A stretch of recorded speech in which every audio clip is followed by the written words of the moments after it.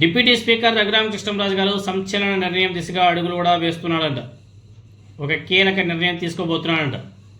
RTV వాళ్ళు already ఒక కథనం కూడా చూపించడం జరిగింది. రాజకీయాల్లో ట్రిపుల్ ఆర్ సంచలనంగా మారారు. ఆయన నిర్ణయాలు చర్చనీయాంశంగా మారుతున్నాయి. కొత్త పార్టీ పెట్టబోతున్నారంటూ ప్రచారం కూడా జోరందుకుంది.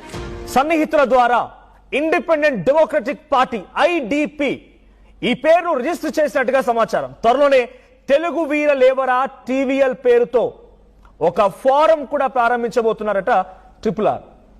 సో ఫోరం ప్రారంభించడం వెనుక ఉద్దేశం పైన సర్వత్రా ఆసక్తి రేపుతోంది. ఆర్టీవీతో ఇంట్రెస్టింగ్ విషయాలు చెప్పుకొచ్చారు ట్రిపుల్ ఆర్. ఆయన పార్టీ తన సన్నిహితుల చేత రిజిస్టర్ చేయించినట్టుగా ఆ పార్టీ పేరు ఇండిపెండెంట్ డెమోక్రటిక్ పార్టీ ఐడిపి. ఆ తర్వాత టీవీఎల్ అంటే డైరెక్ట్ గా తెలుగు వీర లేవరా అనే రకంగా ఓ ఫోరం ని కూడా రిజిస్టర్ చేశారట. మరి ఈ ఫోరంలు ఈ పార్టీలు ఎందుకు టీడీపీలో ఆయన కొనసాగుతున్నారు? రఘురామకృష్ణంరాజు గారు ఆయన సన్నిహితుడు ఎవడో ఒక అతని ద్వారా ఒక పార్టీ పేరు కూడా రిజిస్టర్ చేయించి పెట్టాడంట.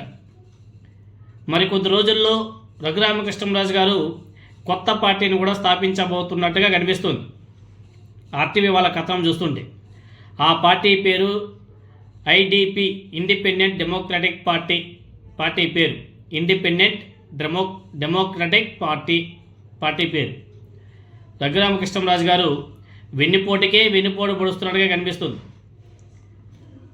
ఎందుకంటే చంద్రబాబు నాయుడు గారు పోయిన ఎన్నికల్లో రఘురామకృష్ణంరాజు గారికి సీట్ ఇవ్వలే. మరి లాస్ట్ మూమెంట్లో క్లైమాక్స్లో ఆయనకి ఉండి నియోజకవర్గం నుంచి పోటీ చేయమని చెప్పేసి బీఫామ్ ఇవ్వడం జరిగింది. అది కూడా ఎన్నో రకరకాలుగా ప్రయత్నాలు చేశాడు. మనుషులంతా కూడా రెచ్చగొట్టాడు.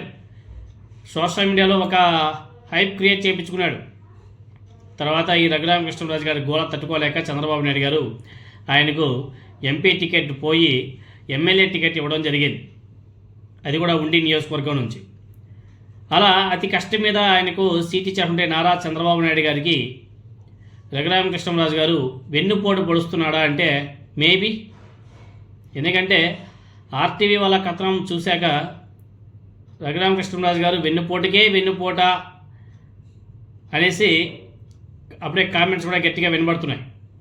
ఇన్నాళ్ళు పాముకు పాలు పోసి పెంచారు, ఇప్పుడు చూడండి అదే కాటేస్తుందని చెప్పేసి కూడా మాట్లాడుకుంటున్నారు. ఎనీహౌ మొత్తానికి అదే రఘురామకృష్ణంరాజు గారు వాళ్ళ సన్నిహితులతో కలిసి కొత్త పార్టీని మరికొద్ది రోజుల్లో స్థాపించబోతున్నాడు.